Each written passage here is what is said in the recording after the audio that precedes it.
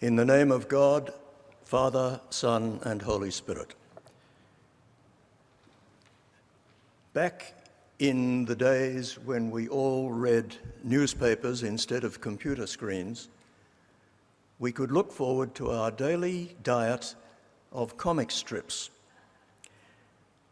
My favorite was Peanuts. You remember Peanuts? It featured Charlie Brown, who was one of life's victims, his friend Lucy, who was one of life's irritants, and their dog Snoopy, who was one of life's wise commentators. In one particular strip, Snoopy's doghouse had burned to the ground. It was a great disaster. He lost everything: his pool table, his record collection, even his Van Gogh painting, all gone. We see Snoopy sitting there contemplating the ruins. Along comes Lucy, and she decides to give him a religion. "You know why your doghouse burned?" she says. "Because you sinned, that's why." Snoopy considers that proposition for a moment, then sticks out his tongue and says, "Blah." In the last frame, Snoopy has a thought bubble, which reads, "Her kind deserve to be blahed." Now, I don't know about you, but I'm with Snoopy on that one.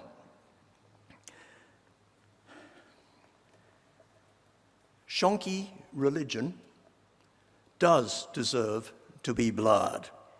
And there's an awful lot of that kind of religion around at the present time. It seems to get airplay whenever a disaster strikes. A major disaster, and within hours, someone, somewhere, is sure to say that God is punishing the victims. Exactly what God might be punishing the victims for varies, of course, depending on the speaker's prejudices. Take Japan in 2011. After the tragic tsunami and the meltdown of Fukushima's nuclear power plant, the governor of Tokyo announced that it was divine punishment for people's greed. Pakistan's 2002 earthquake had Osama bin Laden claiming that Allah was punishing that country for Pakistan's support of the US-led war on terror. Southeast Asia's terrible tsunami on Boxing Day 2004 was, according to the former chief rabbi of Israel, God's retribution on those who were trying to get his country to withdraw its troops from Gaza. Then there was the Christchurch earthquake. Within hours of that tragedy, a website based in Utah had announced that God was giving the Kiwis their comeuppance because of, and you'll love this one, because of, I quote, "lesbians running loose on the South Island as if they own the place." Well, Snoopy would have known exactly what to do with that. We hear such statements and we cringe, right? We really cringe. We cringe because life is not that simple. We cringe because it's wrong to exploit someone's pain to promote an agenda of your own. We cringe because there's something deep in the biblical faith that warns people against wanting to know more than we mortals ever can. Leaders of the early church knew that danger. Gregory of Nyssa was a 4th century theologian, and he wrote, "Let him who would pry into the mind of God remember how little he knows of the mystery of the mind of an ant."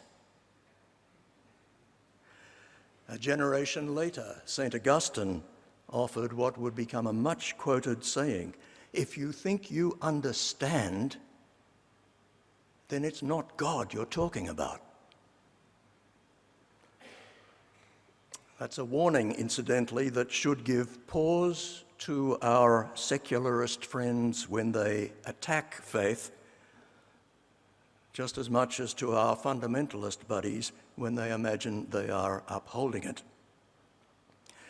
And it's not just the prattle about divine punishment. The same easy logic is used in reverse.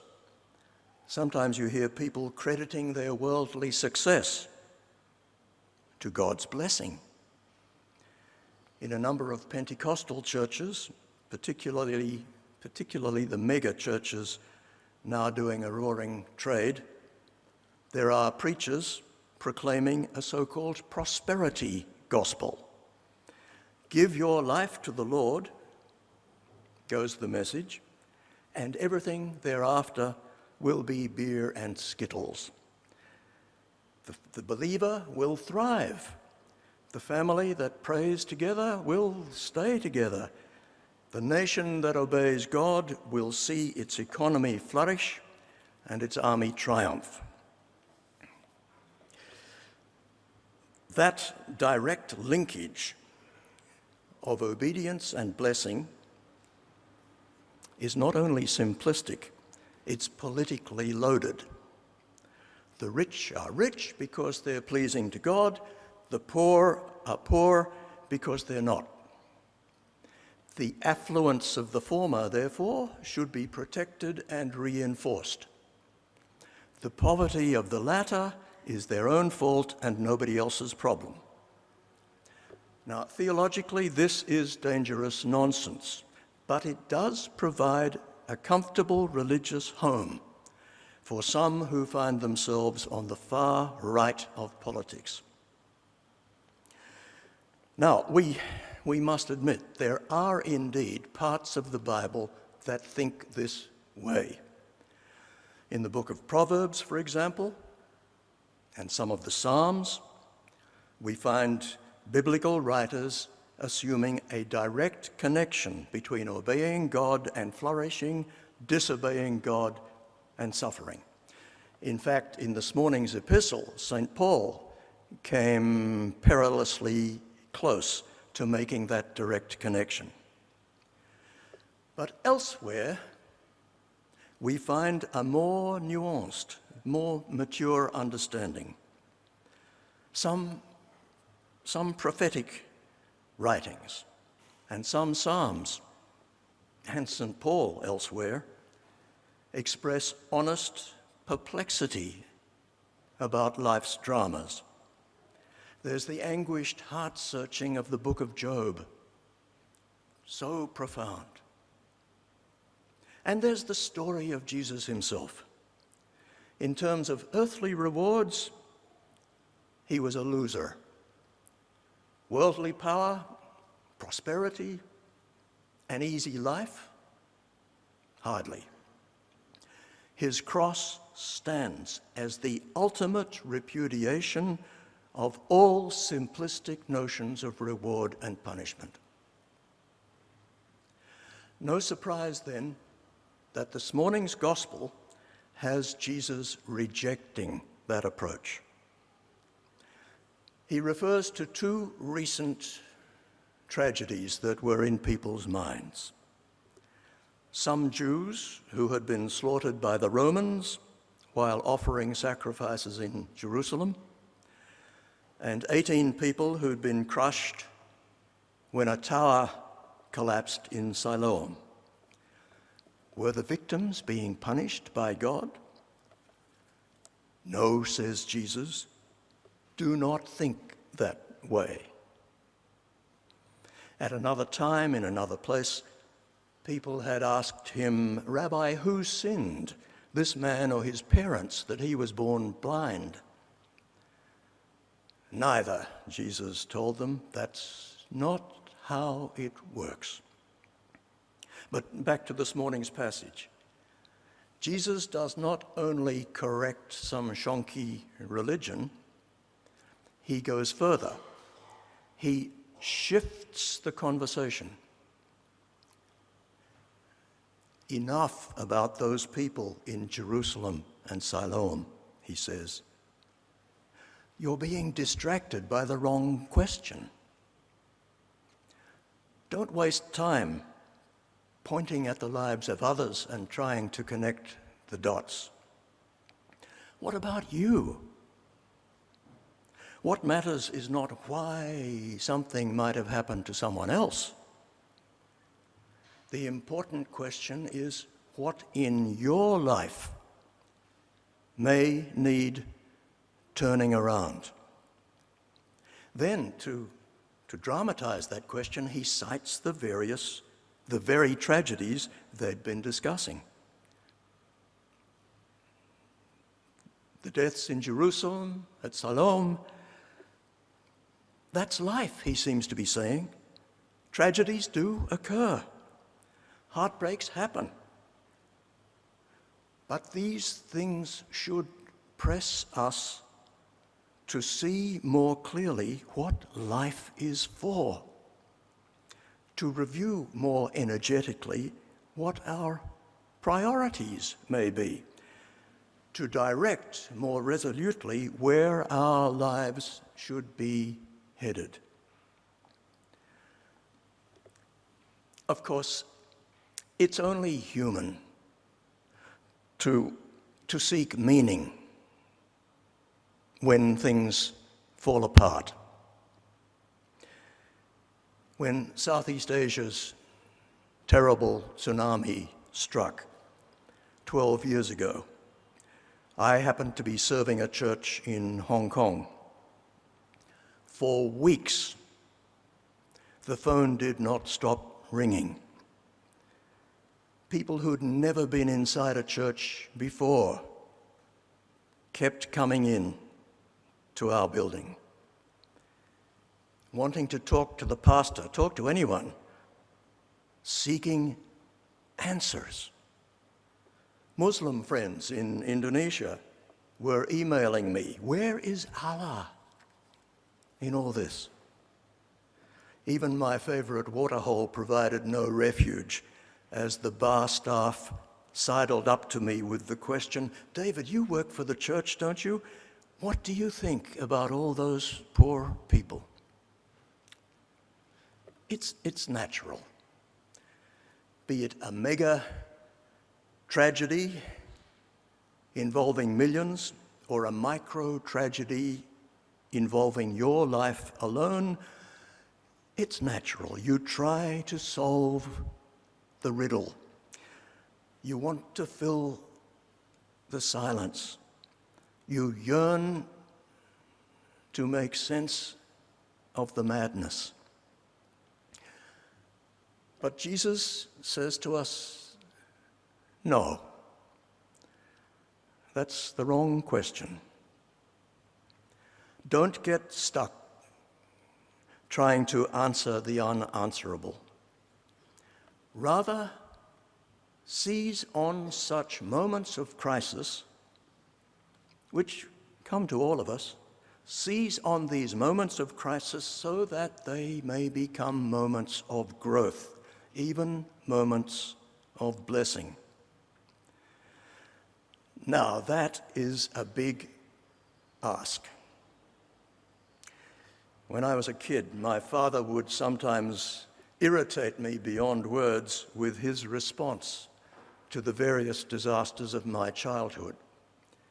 Whether I'd fallen off a bike, failed an exam, or come off second best in a fight, he would tell me, "David, this is an important learning experience," or words to that effect.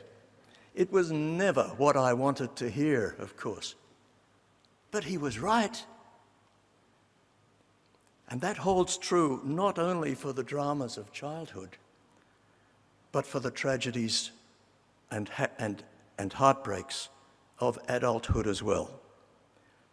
They too can be occasions for growth, even moments of grace, if we manage to deal with them in the right way. If. Some, indeed many, do manage to approach things that way. I'm constantly amazed by people who have passed through terrible experiences and emerged not broken, not bitter, scarred, yes, but somehow enriched. Those who have stared hell in the face, yet still are able to smile with a joy that comes not from the surface, but from deep, deep down. I guess the writer Christine Kane was thinking of such people when she wrote, "Sometimes when you're in a dark place, you think you've been buried, but actually you've been planted." Speaking of things planted, do you remember how this morning's gospel finished? With a fig tree and an extravagant gardener who wanted to waste yet more energy on a tree that wasn't showing any sign of bearing fruit. "That thing is useless," said the owner. "Chop it down." No, the gardener insisted. "I want to work on it."